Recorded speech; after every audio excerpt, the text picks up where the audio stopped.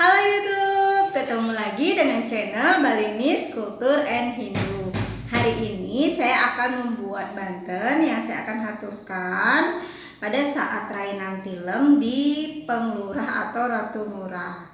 Nah, sebelum ditonton, ingat ya, untuk banten setiap daerah itu mungkin memiliki beberapa perbedaan dari isiannya. Nah, kebetulan di daerah saya itu ya yang seperti saya buat saat ini, yang akan saya buat saat ini.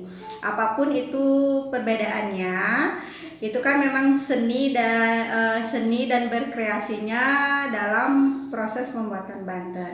Yang penting tujuannya tetap satu, yaitu mengucap syukur kepada Ide Sang Hyang Widiwasa atas anugerah yang beliau berikan kepada kita berupa kesehatan, perlindungan, sehingga kita bertemu lagi di channel ini. Ayo ikuti saya terus. Apa saja banten yang saya akan buat dan saya aturkan di Penglurah atau Ratu Ngurah pada saat rainan tilem. Pada saat rainan tilem, saya di Penglurah atau di Ratu Ngurah itu saya akan mengaturkan tipat. Tipat yang saya akan aturkan itu adalah tipat nasi akelan atau sebanyak 6 buah. Di sini saya punya pisang. Kemudian ada buah jeruk, buah kesemek, dan ada buah markisa. Di sini ada tipat ya, tipat nasi 6 kelan, 4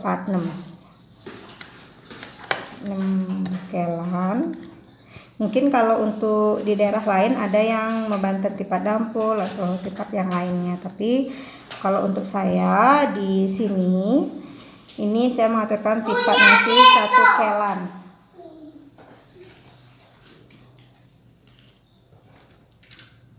Diisi kacang saur dan telur ayam yang sudah direbus atau telur ayam yang sudah matang. Seperti ini. Ini biasanya yang saya aturkan pada saat rainan tilem. Kemudian ada jajan Bali. Ini ada jajan Bali. Kemudian saya punya jajan matahari. Woh-wohannya atau rakenya dan jajannya sesuai kemampuan ya,